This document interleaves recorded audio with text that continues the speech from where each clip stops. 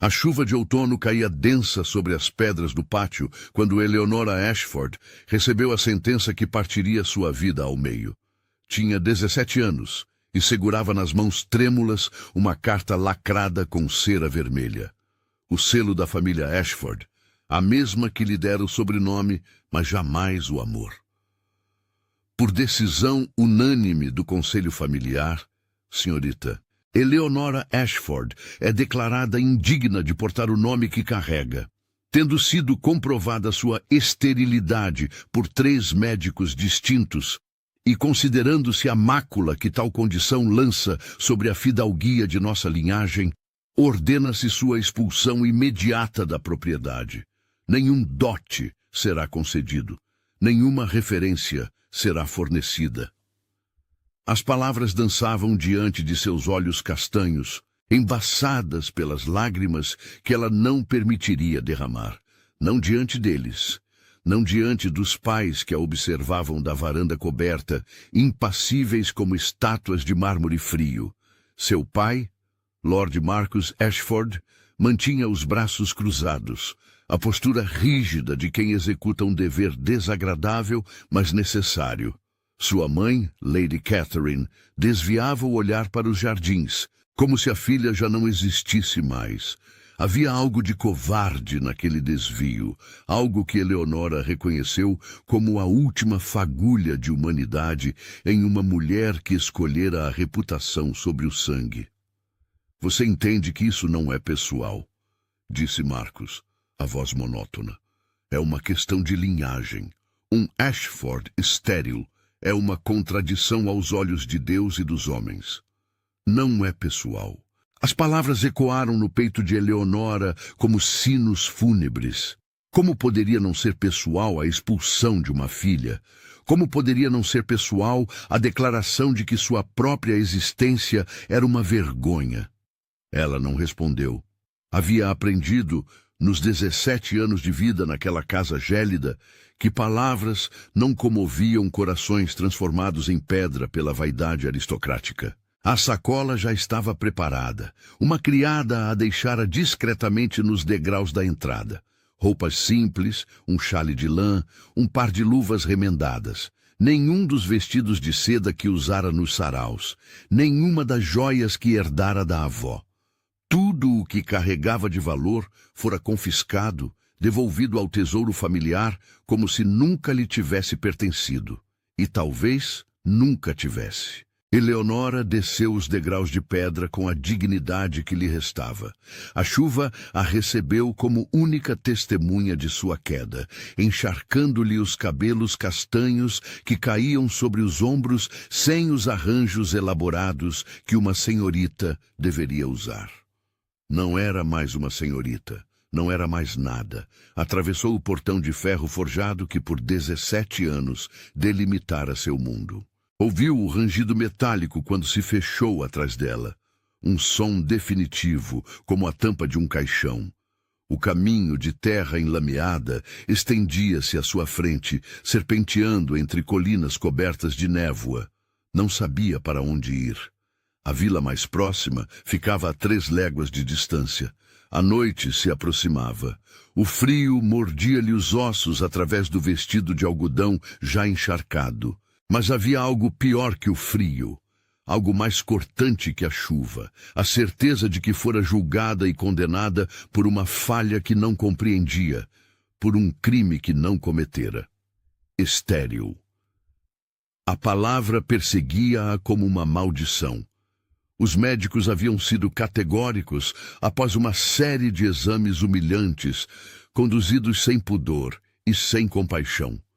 Disseram que seu ventre era árido como terra seca, incapaz de gerar vida. Disseram que era uma anomalia, um defeito de nascença, uma punição divina por algum pecado ancestral. Eleonora caminhara horas na chuva antes de avistar as luzes bruxuleantes da estalagem do Corvo Negro. Era um estabelecimento decadente na encruzilhada de 2 estradas comerciais, frequentado por mercadores e viajantes de reputação duvidosa. Não era lugar para uma mulher sozinha, mas ela não tinha escolha. A estalajadeira, Uma mulher corpulenta chamada Berta, de olhos pequenos e desconfiados, recebeu-a com frieza. Não tenho quarto disponível para moças sem acompanhante, disse, cruzando os braços sobre o avental manchado de gordura. Não quero confusão em meu estabelecimento. Posso trabalhar? Respondeu Eleonora, a voz firme apesar do tremor que sentia. Sei ler e escrever. Posso cuidar da contabilidade, organizar o estoque, limpar os quartos. Berta estudou-a por um longo momento, avaliando não a competência, mas a vulnerabilidade. Por fim, acenou com a cabeça. 3 refeições, um catre no sótão e 2 moedas por semana. Mas ao primeiro problema está na rua. Entendido? Eleonora aceitou. Não tinha alternativa. Os dias que se seguiram foram uma sucessão de humilhações silenciosas. Limpava os quartos onde homens embriagados deixavam garrafas quebradas e manchas que ela preferia não identificar. Servia cerveja azeda em canecas de estanho, enquanto mãos pesadas tentavam agarrar-lhe a cintura. Dormia em um colchão infestado de pulgas, sob um telhado que gotejava a cada chuva. Mas havia um refúgio: os livros. Na adega da estalagem, esquecida entre barris de vinho e sacos de grãos, descobriu uma caixa empoeirada cheia de volumes antigos. Alguns em latim, outros em línguas que não reconhecia. Eram restos de uma biblioteca saqueada, vendida pelo peso e esquecida ali. Durante as madrugadas insones, à luz de uma vela roubada, Eleonora mergulhava naquelas páginas amareladas. Havia tratados de botânica, compêndios de história, até mesmo um volume sobre códigos e cifras utilizados em correspondências diplomáticas. Era conhecimento inútil para uma criada de estalagem, mas para ela era oxigênio em um mundo que a sufocava. Foi justamente aquela caixa de livros que selou seu destino. 3 semanas após sua chegada, Berta acusou-a de roubo. Alegou que haviam sumido 3 moedas de prata do cofre.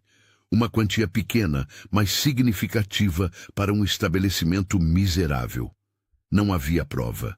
Não havia testemunhas, mas Eleonora era a estranha, a sem nome, a conveniente culpada. Ladra! Gritou Berta diante dos outros hóspedes, o rosto vermelho de falsa indignação. Dei-lhe abrigo e assim me paga. Eleonora tentou defender-se, mas as palavras morreram em sua garganta quando viu os olhares à sua volta. Condenação antecipada. Julgamento sem júri. Os mesmos olhos que a haviam expulsado de casa repetiam-se ali, multiplicados em faces diferentes, mas igualmente impiedosas. Foi empurrada para fora sob uma nova tempestade, a segunda expulsão em menos de um mês. A segunda vez que o mundo fechava suas portas. Desta vez, não havia caminho à frente, não havia luzes distantes prometendo abrigo. Apenas a escuridão da estrada, o frio cortante e a certeza crescente de que talvez aquela noite fosse a última. Foi quando ouviu o som das rodas na lama. A carruagem surgiu da névoa como uma aparição. Era negra, totalmente negra, da cobertura encerada aos painéis laterais lacados, dos cavalos frisos que a puxavam até as rodas que giravam silenciosamente apesar do lamaçal. Não havia brasão visível nas portas. Apenas um discreto medalhão de prata, representando um corvo em voo. Parou diante de Eleonora com precisão cirúrgica, como se o cocheiro soubesse exatamente onde encontrá-la. A porta abriu-se.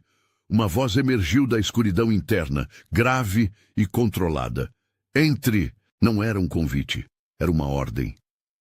Eleonora hesitou. A chuva castigava-lhe as costas. O frio penetrava-lhe até os ossos. Tinha 2 escolhas: obedecer à voz desconhecida ou sucumbir à hipotermia na estrada. Não era realmente uma escolha. Subiu na carruagem. O interior era austero, mas impecavelmente mantido. Bancos de couro preto, cortinas pesadas, uma pequena lamparina a óleo que lançava sombras dançantes, e sentado no banco oposto, o homem que mudaria sua vida. Duque Adrian Thornfield, de Ravenhall, tinha 32 anos, mas aparentava mais. O luto recente gravara sulcos profundos em seu rosto anguloso. Tinha olhos de um cinza tempestuoso, cabelos negros penteados com disciplina militar e uma postura que comunicava autoridade absoluta. Vestia-se inteiramente de preto. Não o preto vistoso do luto aristocrático, mas o preto funcional de quem não deseja ser visto. Ele a estudou em silêncio, o olhar percorrendo o vestido encharcado, os cabelos desgrenhados, as mãos pálidas que tremiam de frio. Não havia compaixão naquele olhar, mas também não havia desprezo. Havia avaliação. Seu nome, disse por fim, a voz sem inflexão. Eleonora Ashford, Vossa Graça. Ela pronunciou o antigo sobrenome por hábito, depois hesitou. Ou apenas Eleonora. Não tenho mais direito ao nome. Uma sobrancelha ergueu-se minimamente. Ashford, a família de Wiltshire. Fui expulsa, senhor, declarada indigna. Por quê? A franqueza da pergunta desarmou-a. Nobres não faziam perguntas diretas. Dançavam em torno de assuntos delicados com eufemismos e sugestões. Mas aquele homem parecia ter perdido a paciência para rituais sociais. Sou estéril, respondeu, erguendo o queixo em desafio silencioso. Considerada uma mácula à linhagem. Adrian estudou-a por mais um momento, depois acenou brevemente com a cabeça, como se aquela informação confirmasse algo que ele já suspeitava. É perfeito, disse ele, e havia algo de amargo naquele adjetivo. Significa que não terá aspirações tolas. Antes que Eleonora pudesse perguntar o que aquilo significava, o duque prosseguiu. Preciso de alguém para restaurar minha biblioteca. A última bibliotecária partiu há 6 meses e o trabalho ficou incompleto. Você sabe ler? Sim, Vossa Graça. Latim, francês, um pouco de grego. E escrever, catalogar, organizar volumes por data e tema? Sim, códigos e cifras antigas. Consegue decifrá-los? Eleonora piscou, surpresa. Era uma pergunta estranhamente específica. Tenho alguma familiaridade com o assunto, senhor. Estudei. Basta. Ele interrompeu-a com um gesto. As condições. Moradia na propriedade, 3 refeições diárias, uma pequena remuneração mensal. Nenhum contato social. Nenhuma expectativa de elevação de status. Você viverá na casa, mas não será parte da família. É um contrato de trabalho. Nada mais. Se aceitar essas condições, assino os papéis amanhã. Era uma proposta absurdamente formal para uma mulher que ele acabara de encontrar encharcada na estrada. Havia algo de errado, algo que ele não dizia.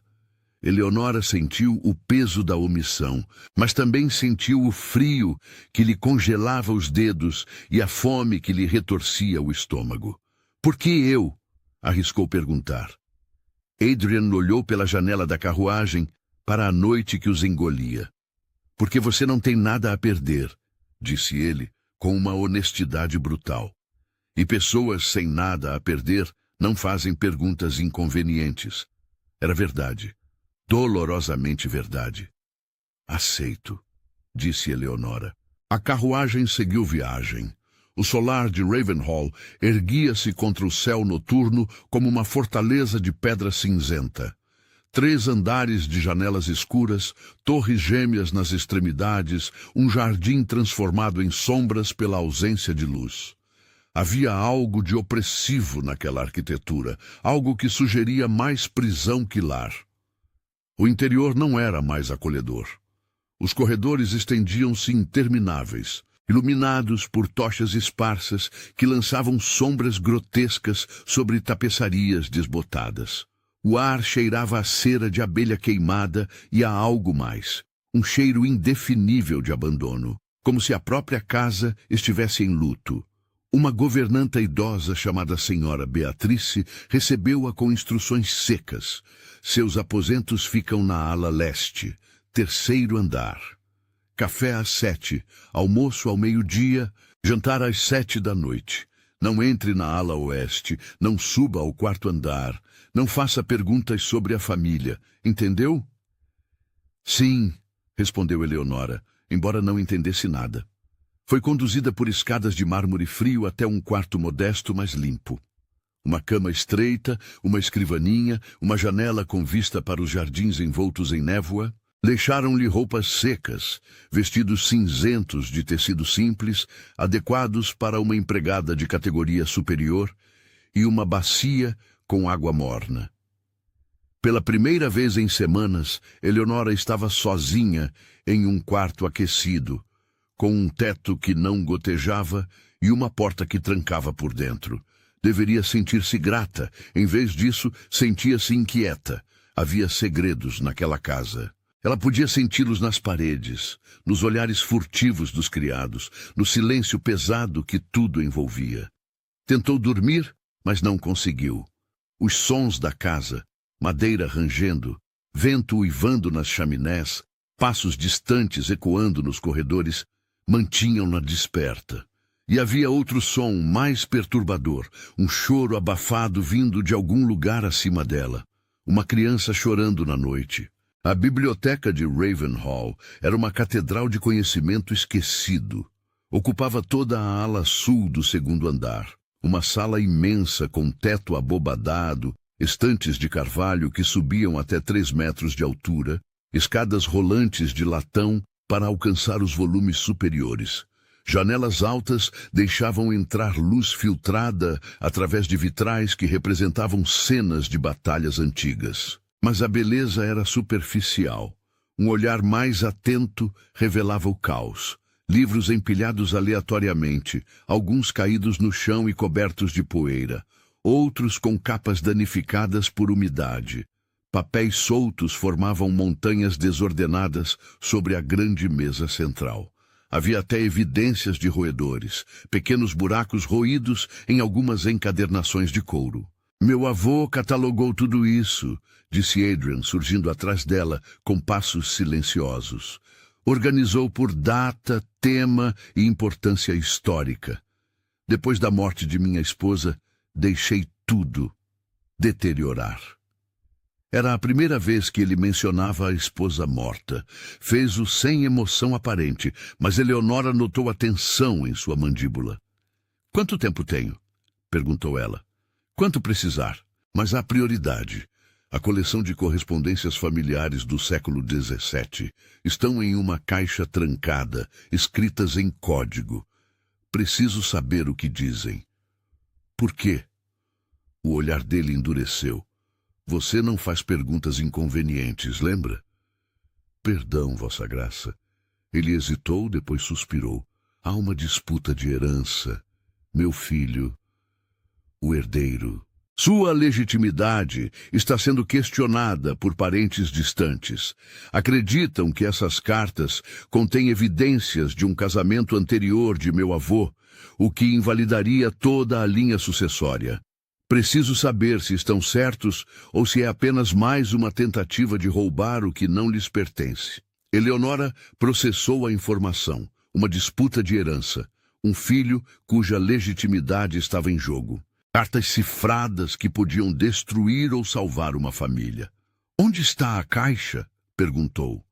Adrian apontou para um baú de ferro no canto da sala, fechado com um cadeado ornamentado. Aqui está a chave, disse, entregando-lhe uma pequena peça de bronze. Trabalhe com discrição, não mostre as cartas a ninguém. Se conseguir decifrá-las, traga-me os resultados diretamente. E se o conteúdo confirmar as alegações dos parentes? A pergunta pairou no ar, como uma ameaça. Então meu filho perde tudo, disse Adrian, a voz plana. E você terá sido instrumental em sua ruína. Mas prefiro saber a verdade do que viver na ignorância. Havia uma honestidade devastadora naquelas palavras. Um homem disposto a enfrentar a própria destruição em nome da verdade. Eleonora aceitou a chave. Nos dias que se seguiram, ela mergulhou no trabalho com intensidade quase desesperada. Começou organizando a biblioteca por seções. história, filosofia, ciências naturais, literatura. Criou um sistema de catalogação simples, mas eficiente, anotando cada volume em um grande livro de registro com capa de couro. As cartas cifradas, porém, eram um desafio à parte. Havia 17 delas, escritas em uma caligrafia elegante, mas ilegível. Não eram simplesmente cartas com código substituindo palavras. Eram textos inteiros escritos em um sistema complexo que misturava símbolos, números e letras aparentemente aleatórias. Eleonora passou horas estudando padrões, procurando repetições, testando possíveis chaves de decifração. Usou tudo o que aprendera no volume sobre criptografia encontrado na estalagem, mas o código resistia. Foi quando começou a prestar atenção no contexto histórico. As cartas datavam de 1670, período de intensos conflitos religiosos na Inglaterra. Muitas famílias católicas precisavam se comunicar secretamente para evitar perseguição. Pesquisou na própria biblioteca e encontrou um tratado sobre códigos religiosos do século XVII. Ali, descobriu referência a um sistema chamado Cifra do Cardeal, usado por correspondentes católicos para proteger informações sensíveis. Levou 3 semanas, mas ela conseguiu. A chave estava na primeira carta, escondida no espaçamento irregular entre as linhas. Uma vez identificada, o restante foi uma questão de paciência. O conteúdo foi uma revelação devastadora. As cartas não provavam nenhum casamento anterior. Ao contrário, documentavam com clareza a legitimidade do casamento do avô de Adrian, incluindo certidões de batismo dos filhos e até correspondência com autoridades religiosas confirmando a união. Mais que isso, revelavam que os parentes que agora questionavam a herança eram os mesmos que haviam tentado, um século antes, forjar documentos para usurpar a propriedade.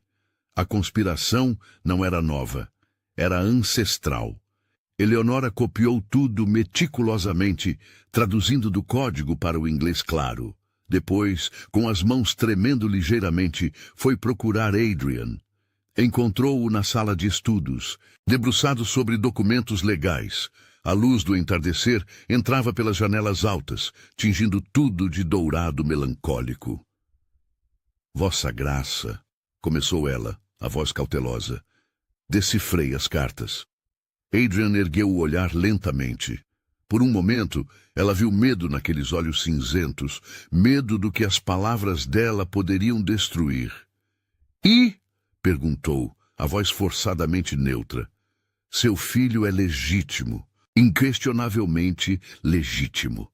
Ela estendeu as traduções. As cartas não apenas confirmam o casamento de seu avô, como revelam que a atual contestação é apenas a repetição de uma tentativa de fraude ocorrida há 100 anos.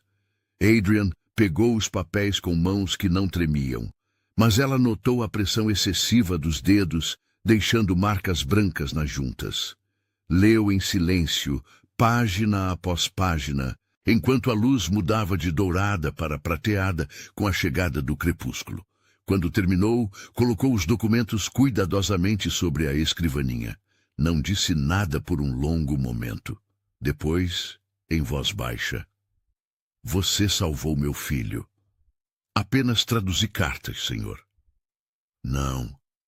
Ele olhou-a nos olhos pela primeira vez com algo além de avaliação fria. Você deu a ele futuro. Isso é mais do que tradução. Havia gratidão naquela voz, mas também algo mais complexo, uma perplexidade, como se ele não soubesse como processar aquela emoção. Gostaria de conhecê-lo, disse Eleonora, surpreendendo a si mesma com a ousadia. Seu filho, se me for permitido. A expressão de Adrian fechou-se imediatamente. Não é boa ideia. Por quê? Por quê? Ele hesitou. Uma rachadura na armadura. Porque ele não fala. Não desde a morte da mãe. E quando alguém tenta se aproximar, ele reage mal, quebra coisas, machuca-se. Os médicos dizem que é um distúrbio da mente, algo sem cura. Então era isso. O choro que Eleonora ouvia nas madrugadas, a ala oeste proibida, o segredo que a casa escondia. E Vossa Graça simplesmente aceita esse veredito? Perguntou ela, sem conseguir conter a indignação. Aceita que uma criança deve viver em silêncio e dor, porque médicos assim decidiram. Os olhos de Adrian relampejaram. Cuidado, alertou, a voz perigosamente baixa. Você esquece seu lugar. Meu lugar é de alguém que não tem nada a perder, lembra? Eleonora ergueu o queixo. E pessoas assim podem dizer verdades inconvenientes. Por um momento, pensou que seria demitida ali mesmo. Mas então algo inesperado aconteceu. Adrian quase sorriu. Não chegou a ser um sorriso de fato, apenas uma contração mínima no canto dos lábios, mas foi o primeiro sinal de humanidade que ela vira nele. Você é teimosa, observou. Sou honesta. Ele suspirou, uma exalação longa que parecia carregar o peso de meses de exaustão. Amanhã ao amanhecer, disse por fim, estarei na ala oeste. Se quiser conhecer Theodore, pode acompanhar-me. Mas não espere milagres. Não espero milagres, Vossa Graça. Apenas humanidade. Theodore Thornfield tinha 4 anos e olhos da mesma cor tempestuosa do pai. Era uma criança bonita, de feições delicadas e cabelos castanho claros. Mas havia uma qualidade perturbadora em seu olhar. Um vazio que não deveria existir em alguém tão jovem. Seu quarto ficava no topo da ala oeste, uma torre circular decorada com motivos infantis que pareciam cruelmente inadequados. Cavalinhos de balanço que ninguém balançava, livros ilustrados que ninguém lia, brinquedos de estanho espalhados pelo chão como destroços de batalhas esquecidas. Theodore estava sentado no tapete quando Eleonora entrou, acompanhada de Adrian. O menino não ergueu o olhar. Concentrava-se em empilhar blocos de madeira, construindo e destruindo torres com movimentos mecânicos e repetitivos. Theodore, chamou Adrian, a voz cuidadosamente controlada. Há alguém que gostaria de conhecer você. Nenhuma reação. Eleonora ajoelhou-se devagar, colocando-se na linha de visão do menino sem se aproximar demais. Observou-o em silêncio, notando os detalhes. As pequenas cicatrizes nas mãos, evidência de quando se machucava durante as crises. A maneira como evitava o contato visual. A rigidez dos ombros, sempre tensos, sempre preparados para fugir ou lutar. Não era loucura, era trauma. Olá, Theodore, disse ela suavemente. Meu nome é Eleonora. Trabalho na biblioteca do seu pai. Gosto de livros. E de construir coisas também. Pegou alguns blocos e começou a construir sua própria torre, a uma distância segura. Não tentou interagir diretamente, apenas existiu no mesmo espaço que ele, oferecendo presença sem exigir resposta. Adrian observava da porta com uma expressão indecifrável. Por 20 minutos, nada aconteceu. Eleonora continuou construindo, às vezes comentando em voz baixa sobre as cores dos blocos ou a estabilidade da estrutura. Theodore continuou em sua atividade repetitiva, aparentemente alheio a tudo. Então, tão sutilmente que ela quase perdeu, o menino deslizou um bloco azul na direção dela. Era um gesto minúsculo, insignificante para qualquer outro observador. Mas Eleonora entendeu seu significado. Você pode ficar. A rotina que se estabeleceu nas semanas seguintes era delicada como cristal. Todas as manhãs, após o café, Eleonora subia à torre da ala oeste. Sentava-se no chão e trabalhava em suas catalogações, enquanto Theodore brincava ao seu redor. Não forçava conversas, não exigia contato físico. Apenas estava ali. Lentamente, o menino começou a aproximar-se. Primeiro, sentava-se mais perto. Depois, oferecia-lhe brinquedos. Uma vez, deixou que ela consertasse um soldadinho de chumbo com a perna quebrada. Mas não falava. O silêncio permanecia intacto. Foi quando Eleonora teve uma ideia. Na biblioteca, encontraram um livro antigo sobre linguagem de sinais, um sistema gestual desenvolvido por monges que faziam votos de silêncio. Era rudimentar, mas funcional. Começou a usar gestos simples quando falava com Theodore. Olá era uma mão na testa. Obrigado era as palmas unidas. Eu gosto de você era a mão sobre o coração. No princípio, o menino apenas observava. Depois, começou a imitar. Em 2 semanas, tinham um vocabulário básico de 20 gestos. Foi quando a primeira palavra emergiu. Estavam no jardim.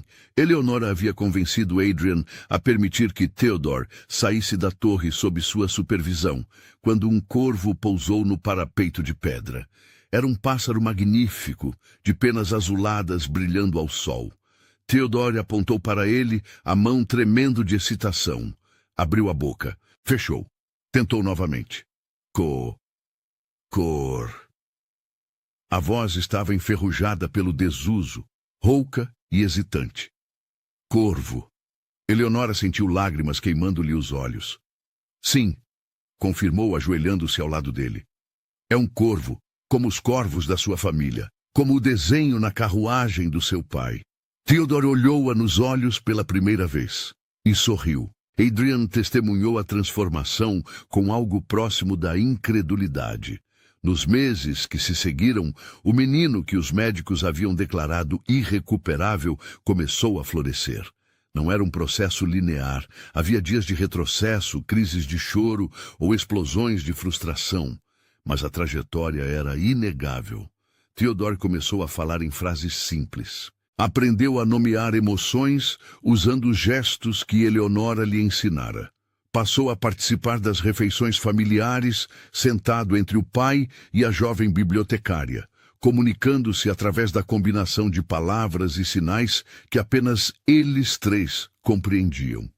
E Adrian, o duque de Ravenhall, que se fechara em armadura de gelo após a morte da esposa, começou a derreter.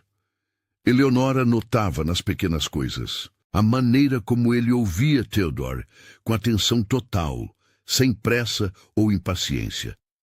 Como corrigia gentilmente quando o menino tropeçava nas palavras, sem crítica ou frustração. Como certa manhã, ela os encontrou no jardim, pai e filho, ajoelhados na terra, plantando sementes que Theodore escolhera. Havia momentos em que Adrian olhava para ela com uma expressão que ela não conseguia decifrar. Gratidão, certamente, mas também algo mais profundo, algo que ele parecia esforçar-se para reprimir. Uma noite, após o jantar, ele pediu-lhe para acompanhá-lo até a biblioteca. As cartas que você traduziu, começou, sem rodeios. Meus advogados as usaram para derrotar a contestação de herança. Os parentes foram desmascarados, suas alegações refutadas. Theodore está seguro. Fico feliz em ouvir isso. Vossa Graça. Adrian, corrigiu ele, surpreendendo-a. Quando estamos sozinhos, pode me chamar de Adrian. Ganhou esse direito. Era uma intimidade extraordinária, especialmente vinda de um homem de sua posição. Eleonora sentiu o rubor subindo-lhe às faces. Há algo mais, continuou Adrian, o tom ficando mais formal. Recebi uma proposta de casamento. O mundo de Eleonora inclinou-se ligeiramente. Lady Beatrice Ashford, prosseguiu ele, sem notar, ou talvez notando, a reação dela. Prima distante, viúva recente, considerada boa opção para dar a Theodore uma mãe e a mim uma aliada política. É um bom arranjo no papel. Ashford, repetiu Eleonora, a voz soando estranhamente distante. A mesma família. Sim, descobri por acaso. Não sabia que você tinha parentesco, embora distante, com Lady Beatrice. Ele hesitou. Ela chegará em 2 semanas para uma visita formal. Preciso que você se prepare para isso. Prepare-me como? Ela trará seu próprio séquito, suas próprias regras. Pode exigir mudanças na administração da casa, incluindo a biblioteca. Não posso garantir que sua posição... Entendo, interrompeu Eleonora, erguendo a mão. É um contrato de trabalho, como disse no início. Não espero promessas que não podem ser cumpridas. Mas havia dor em sua voz, e ambos sabiam. Adrian deu um passo à frente, depois parou, travando uma batalha interna visível na tensão de sua mandíbula. Eu não quero. Começou, depois recuou. Isso não é. Não deveria importar o que eu quero. Mas importa, disse Eleonora, com uma coragem que não sabia possuir. Importa para Theodore. Importa para você. E Deus me perdoe, importa para mim. O silêncio que se seguiu foi carregado de palavras não ditas. Adrian olhava-a como se estivesse vendo-a pela primeira vez. Não como empregada ou salvadora de seu filho, mas como mulher. Como possibilidade. Então, devagar, estendeu a mão e tocou-lhe o rosto. Um toque fantasma, tão leve que poderia ter sido imaginado. Se as coisas fossem diferentes, começou. Mas não são, concluiu ela, afastando-se gentilmente. Você é um duque. Eu sou uma mulher sem nome, sem dote, sem capacidade de dar-lhe herdeiros. Mesmo que conseguisse ignorar a sociedade, eu não poderia. Por quê? Porque você merece uma família completa, uma esposa que lhe dê mais filhos, que fortaleça sua linhagem, que... Ao diabo a linhagem! A explosão de Adrian foi tão inesperada que Eleonora recuou. Você acha que me importo com mais herdeiros? Tenho Theodore. Tenho o suficiente. Tenho. Ele interrompeu-se, passando as mãos pelos cabelos em um gesto de frustração. Desculpe. Isso foi inapropriado, mas não foi. Ou melhor, foi profundamente inapropriado e exatamente o que ambos precisavam ouvir. Eleonora aproximou-se novamente, erguendo a mão para tocar o rosto dele como ele tocara o dela. Um gesto simples, mas revolucionário. 2 semanas, disse ela. Lady Beatrice chegará em 2 semanas. Até lá, vamos. Deixar as coisas como estão. Não podemos controlar o futuro, mas podemos escolher como gastamos o presente. Adrian fechou os olhos ao toque dela, e naquele momento deixou de ser o duque inflexível e tornou-se apenas um homem cansado que encontrara algo que não sabia estar procurando. Está bem, concordou. 2 semanas, mas destino, como sempre, tinha outros planos. Lady Beatrice Ashford chegou não em 2 semanas, mas em 5 dias. Enviou mensagem antecipada, alegando urgência nos assuntos familiares, e Adrian, preso pelas convenções sociais, não pôde recusar. Ela era tudo o que Eleonora não era. Alta, loira, impecavelmente vestida em sedas parisienses. Trazia consigo uma comitiva de criadas, um secretário particular e uma aura de autoridade que deixava claro que considerava Ravenhall já sua propriedade. Ah, querido Adrian, disse, oferecendo-lhe a mão enluvada para beijar. Lamento a pressa, mas certas informações chegaram ao meu conhecimento que não podiam esperar. O tom era superficialmente doce, mas havia aço embaixo. Adrian recebeu-a no salão principal, com toda a formalidade exigida. Eleonora estava presente, como era esperado de uma funcionária de categoria superior, mas mantinha-se nas sombras, observando. Que informações seriam essas? Perguntou Adrian, educado, mas cauteloso. Sobre sua bibliotecária. Beatrice pronunciou o título com leve desprezo. Eleonora Ashford, minha prima distante e totalmente desgraçada. Os olhos de Adrian estreitaram-se perigosamente. Senhora Ashford, escolha suas próximas palavras com cuidado. Oh, estou sendo cuidadosa, querido. Beatrice sorriu, mas era um sorriso de predador. Veja, fiz algumas investigações após ouvir que você contratara uma mulher sem referências. Imagine minha surpresa ao descobrir que se tratava da filha expulsa de meus parentes, declarada estéril e publicamente desonrada. Conheço sua história, interrompeu Adrian. a voz perigosamente calma. E não vejo relevância. Não vê relevância? Beatrice fingiu choque. Meu caro Duque, a mulher é um escândalo ambulante. Pior, está cuidando de seu filho, o herdeiro de Ravenhall.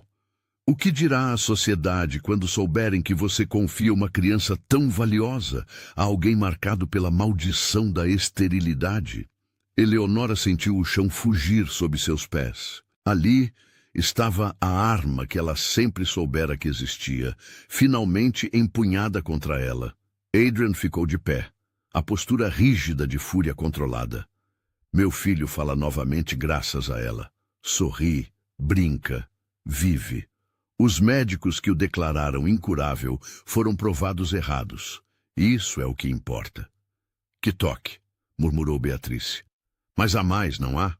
Rumores já circulam entre os criados. Dizem que vocês passam muito tempo juntos, que você a olha de maneira inadequada, que há afeto onde deveria haver apenas relação profissional.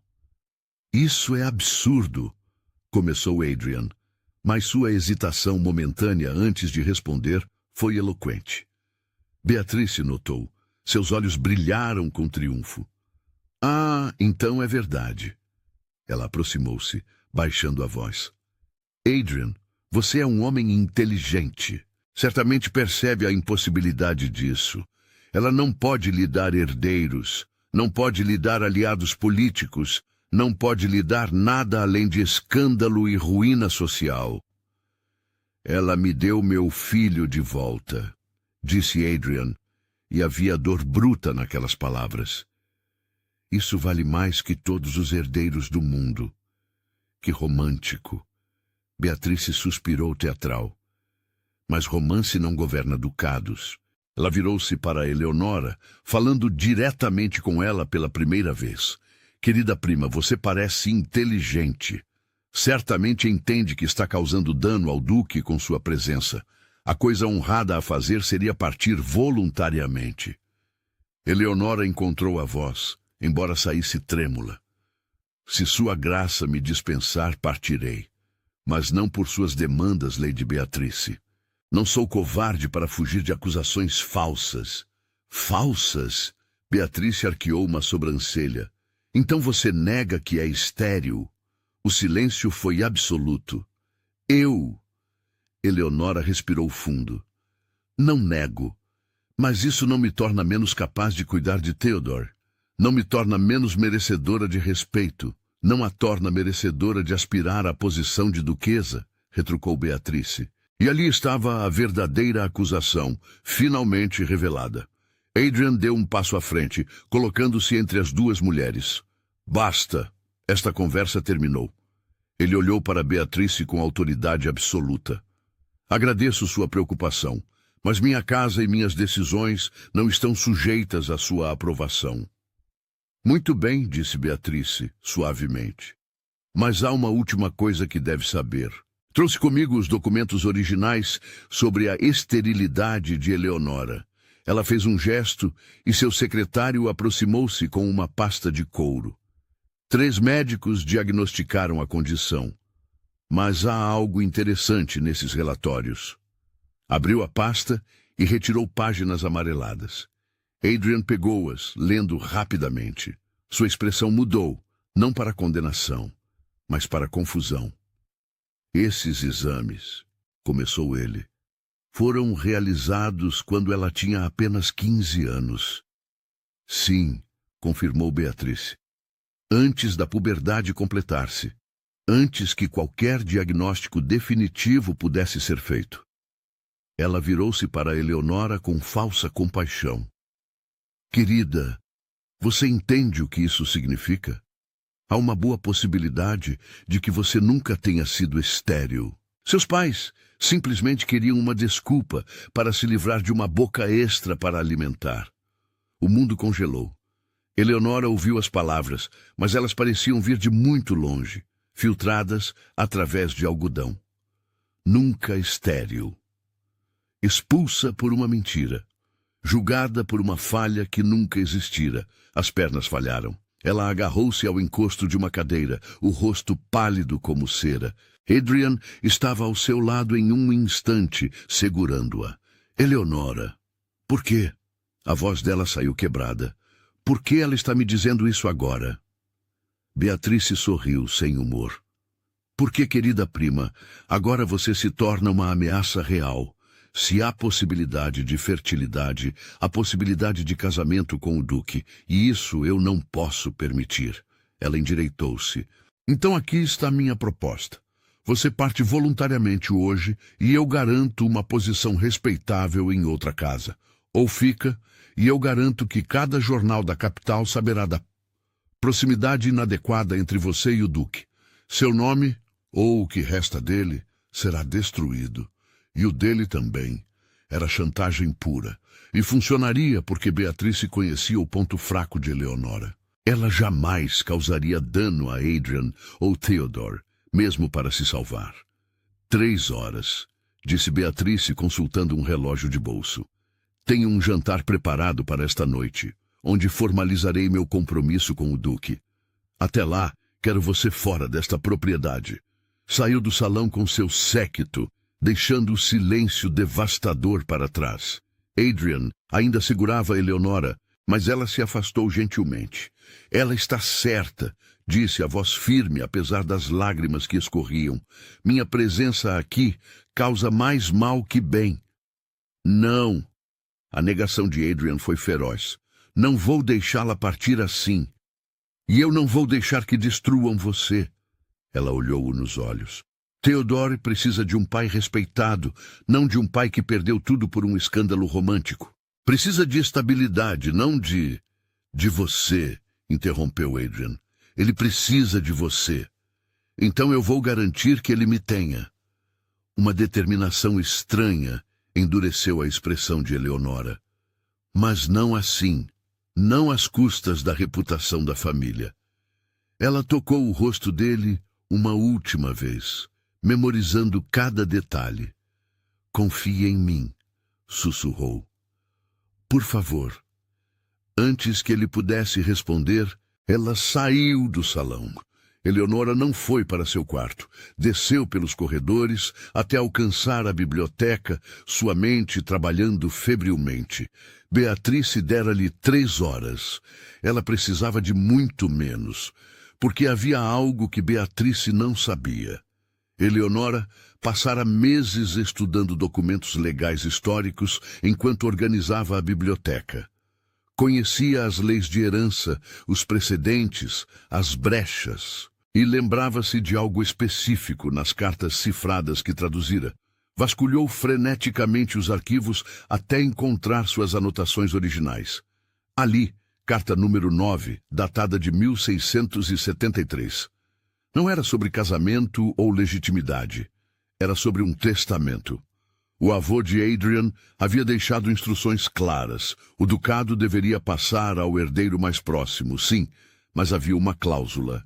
Em caso de disputa de herança, qualquer pessoa que provasse ter salvado a vida ou reputação de um Thornfield teria direito a testemunhar em tribunal com peso de membro familiar. Era uma lei antiquada, obsoleta, mas nunca revogada. E Eleonora tinha provas documentadas de que salvara tanto a reputação quanto o futuro de Theodore através da tradução das cartas.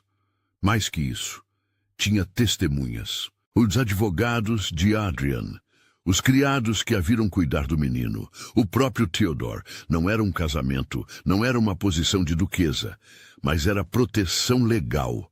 Era o direito de não ser expulsa sem julgamento justo. Era voz. Copiou rapidamente os trechos relevantes, anexou referências aos documentos que provavam suas alegações e preparou um caso que qualquer magistrado teria dificuldade em ignorar. Então, vestiu seu melhor vestido, não das roupas cinzentas de empregada, mas o único vestido fino que mantivera do passado, guardado no fundo do baú. Azul escuro, simples mas elegante, não estava fugindo. Estava indo para a batalha. O jantar formal foi um espetáculo de hipocrisia civilizada. A mesa brilhava com cristais e pratas, iluminada por candelabros de 16 velas. 20 convidados da pequena nobreza local, cuidadosamente selecionados por Beatrice para testemunhar seu triunfo. Adrian sentava-se à cabeceira, o rosto uma máscara impenetrável. Beatrice ocupava o lugar de honra à sua direita, sorrindo graciosamente enquanto conduzia conversas sobre assuntos irrelevantes. Ninguém mencionava a bibliotecária desaparecida. Era como se Eleonora nunca tivesse existido. Foi quando as portas do salão se abriram. Eleonora entrou com a postura ereta de quem não tem mais nada a perder. Carregava uma pasta de couro, não extravagante como a de Beatrice, mas funcional e bem organizada. As conversas cessaram. Todos os olhos viraram-se para ela. "Peço perdão pela interrupção", disse a voz clara e firme. "Mas há questões legais que devem ser esclarecidas antes de qualquer compromisso ser formalizado esta noite." Beatrice empalideceu, depois corou de fúria. "Que ultraje é este? Adrian, mande remover esta mulher imediatamente." Mas Adrian não se moveu. Olhava para Eleonora com expressão indecifrável, mas havia um brilho em seus olhos. Curiosidade. Esperança. "Deixe-a falar", disse com autoridade. Eleonora aproximou-se da mesa, colocando a pasta diante de Adrian, mas falando alto o suficiente para todos ouvirem. "Lady Beatrice acusou-me de causar escândalo e dano à reputação desta casa. Mas as leis da Inglaterra protegem aqueles que salvam membros da nobreza." Ela abriu a pasta.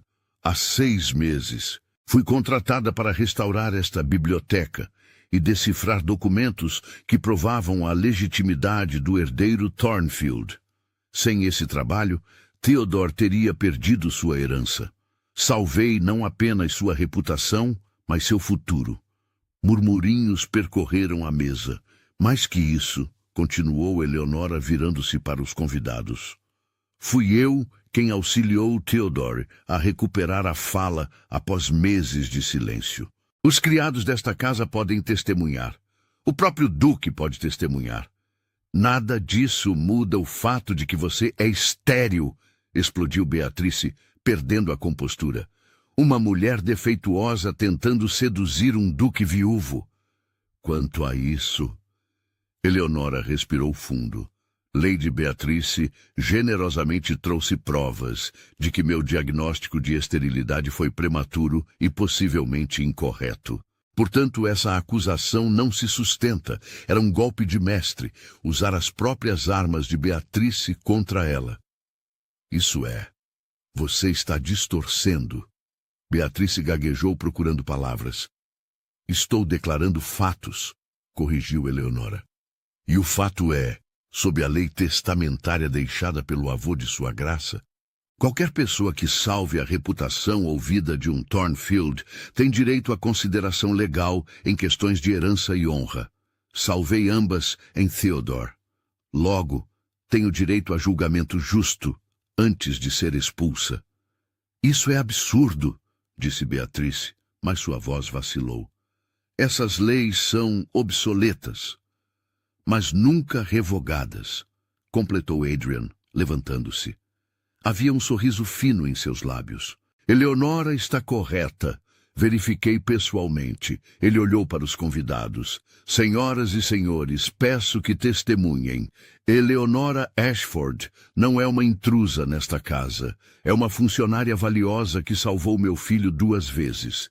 E qualquer tentativa de removê-la contra sua vontade será contestada legalmente." O silêncio foi absoluto. Beatrice ficou de pé, tremendo de fúria. "Você vai se arrepender disso", sibilou. "Todos vocês vão se arrepender." "Possivelmente", concordou Adrian com calma irritante. "Mas prefiro me arrepender de fazer o que é certo do que me arrepender de cometer uma injustiça." Beatrice saiu da sala em uma tempestade de sedas e indignação. Sua comitiva seguiu-a. Minutos depois, ouviu-se o som de carruagens partindo na noite. Os convidados restantes trocaram olhares desconcertados. Um a um, começaram a oferecer desculpas e partir também. Não queriam estar presentes no que prometia ser um escândalo monumental. Em 15 minutos, o salão estava vazio, exceto por Adrian e Eleonora. Eles olharam-se através da mesa iluminada por velas.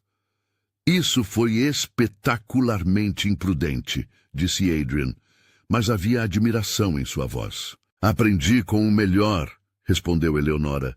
Um homem que coloca a verdade acima de conveniência. Adrian aproximou-se lentamente, contornando a mesa. Você entende o que isso significa? O escândalo, as fofocas, as portas que se fecharão. Entendo. Ela ergueu o queixo. Mas prefiro enfrentar o mundo com dignidade do que viver uma mentira em silêncio. Mesmo se isso significar nunca se tornar duquesa, especialmente se significar isso, não quero títulos. Quero. Ela hesitou. Depois decidiu pela honestidade total. Quero estar onde Theodore precisa de mim. Onde você precisa de mim. Mesmo que seja apenas como bibliotecária. Adrian tocou-lhe o rosto, o gesto tão gentil que ela sentiu lágrimas queimarem. E se eu quiser mais que uma bibliotecária? Então teremos que descobrir como fazer isso funcionar, sussurrou ela. Juntos. Ele inclinou-se e beijou-a, suave e cuidadoso, como se ela fosse algo precioso que poderia quebrar. Era um beijo que prometia não fogos de artifício, mas fogueiras constantes, não paixão avassaladora, mas afeto duradouro. Quando se separaram, ambos sorriam. Haverá consequências, alertou Adrian. A sociedade não esquece facilmente. Então construiremos nossa própria sociedade, disse Eleonora. Aqui, nesta casa, com Theodore, com livros, com verdade. Isso soa perfeito, concordou ele. E ali, no salão vazio onde um banquete fora abandonado, começava não um final de conto de fadas, mas algo melhor. Uma história real. 6 meses depois, a primavera chegou a Ravenhall com explosão de cores. Os jardins, antes abandonados, floresciam sob os cuidados combinados de Theodore e Eleonora. Rosas escalavam as paredes de pedra, lavanda perfumava o ar, abelhas zumbiam entre malmequeres dourados. Theodore, agora com 5 anos, corria pelo gramado perseguindo borboletas, sua risada cristalina ecoando pelas torres. Falava em sentenças completas, fazia perguntas intermináveis, desenhava criaturas imaginárias e as mostrava orgulhosamente a quem quisesse ver. Na biblioteca, agora completamente restaurada e catalogada, Eleonora trabalhava em um novo projeto. Escrever um compêndio sobre códigos históricos, documentando o conhecimento que usara para salvar a herança Thornfield. Adrian insistira que ela publicasse sob seu próprio nome. Seria o primeiro tratado acadêmico escrito por uma mulher na região. Mais um escândalo para adicionar à coleção. Quanto ao casamento, não houve. Não imediatamente. Adrian e Eleonora decidiram esperar. Não por medo da sociedade, mas porque queriam ter certeza. Queriam que Theodore estivesse pronto. Queriam construir fundações sólidas antes de erguer o edifício. Mas viviam como família, jantavam juntos, compartilhavam histórias ao pé da lareira. Ensinavam Theodore a ler, a cavalgar, a ser gentil. Não precisavam de papéis legais para serem o que já eram. Um pai, uma mãe de coração e uma criança que os unia. A sociedade, como prometido, reagiu. Convites pararam de chegar. Visitas cessaram. Alguns parentes cortaram relações, mas outros, os que valiam a pena, permaneceram. E lentamente, muito lentamente, a história de Ravenhall começou a ser recontada não como escândalo, mas como exemplo. O duque que escolheu competência sobre status. A bibliotecária que provou seu valor com inteligência e coragem. A criança que floresceu quando finalmente recebeu o amor que merecia. Não era um conto de fadas perfeito, mas era real. E para Eleonora, que passara a vida inteira sendo julgada por falhas que não possuía, realidade era infinitamente mais valiosa que fantasia. Uma tarde, enquanto organizava volumes recém-adquiridos, Adrian entrou na biblioteca carregando Theodore nos ombros. O menino ria, pedindo para ir mais alto, sempre mais alto. Ellie, chamou, usando o apelido que inventara. Papai disse que vamos fazer um piquenique. Vem com a gente, como se ela pudesse recusar. Guardou os livros, aceitou a mão que Adrian lhe ofereceu, e os três saíram para o jardim ensolarado. Estenderam uma manta sob uma macieira florida. Theodore contou histórias impossíveis sobre dragões que moravam nas nuvens. Adrian leu poesia em voz alta. Mal, porque não tinha talento para rima, mas com tanto afeto que compensava. Eleonora simplesmente observava, memorizando aquele momento. Feliz? Perguntou Adrian, quando Theodore correu para explorar uma moita de framboesas. Imensamente, respondeu Eleonora. Mesmo sem título, sem reconhecimento oficial? Especialmente sem isso. Ela entrelaçou os dedos nos dele. Passei tanto tempo tentando provar meu valor através de rótulos que outros me davam. Ashford, estéril, bibliotecária, mas agora entendo. Meu valor não precisa de rótulos. Existe no que faço, no que crio, em quem amo.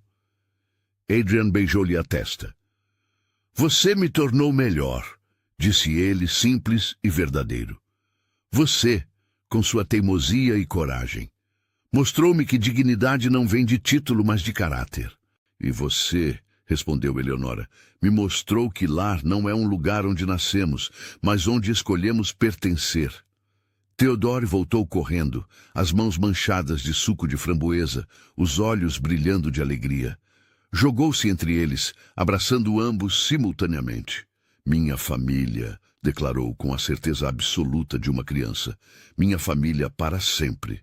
E era verdade. Não porque o sangue os unia, não porque papéis legais diziam, mas porque haviam escolhido dia após dia ser família, através de tempestades e julgamentos, através de escândalos e redenções.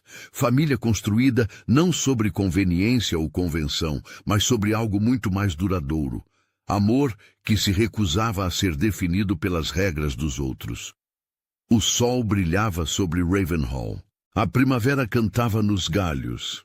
E no jardim florido, uma mulher que fora abandonada, um homem que fora endurecido pela perda e uma criança que fora declarada irrecuperável, provavam que os melhores finais são aqueles que escrevemos nós mesmos.